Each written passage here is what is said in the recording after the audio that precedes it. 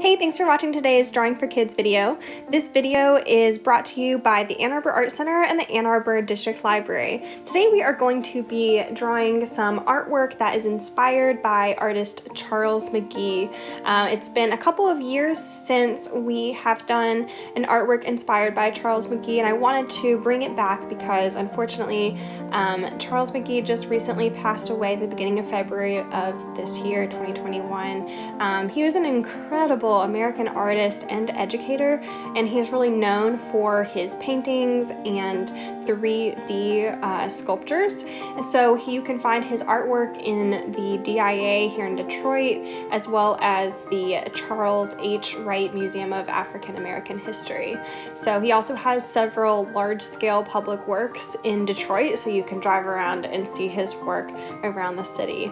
So today you can use a variety of media. If you were with us when we were doing this class together, actually in person at the library, we used lots of white and black construction paper, and we had these each of these little shapes kind of popping off of the larger poster board or something. And so you could do that if you've got construction paper at home, or you can just draw all of this with pen and ink and even do some shading later to kind of give it some 3D effects. So here we go, let's get started. So with some kind of pencil or even a pen, go ahead and draw some fun, organic, weird little shapes that are kind of curvy and rounded on your paper. They can overlap, they can be small, they can be large, just have a variety of shapes that are similar to mine. Once your page is pretty full, go ahead and start adding patterns. So you can think of different patterns or designs, stripes, polka dots, zigzags. You could even do a really fun combination of a few different patterns. So think about ways that you can make a more unique pattern or design. It's really up to you how, of course, that you choose to do this. You can see here how I'm adding in, some diagonal lines in between my other diagonal lines, like little tiny ladders or something.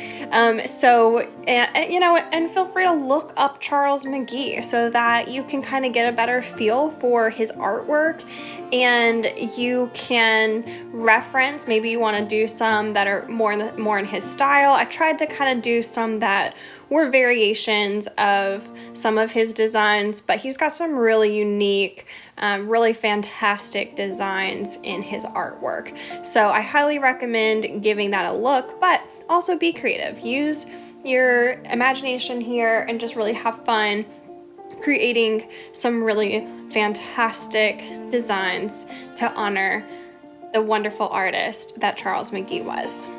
So I've got a pretty nice variety of thick and thin lines, and now what I'm going to do is go ahead and give myself kind of just a background space behind everything. So I'm just going to draw out a rectangle, and then I'm going to color the inside of that rectangle black. Now you don't have to do this. Notice how you can look at it really closely. It's actually a really dark gray because I wanted to differentiate it a little bit from the black that is within the design itself. So, and then you can see that I am adding some pencil to do some shading. So what I've done here is use the pencil right on the kind of the other side of some of the shapes to make it look like that those shapes that are on top of others, where they're overlapping, that it's casting a shadow. So you don't have to do that step, it just makes it look a little bit more 3D. So if you kind of look at it, you can pause and kind of go back to see what my drawing looked like before I added those pencil lines, and I think that it adds extra depth, so it's pretty fun. So anyway, I hope you've enjoyed today's video, and I hope that you will tune in with us next time.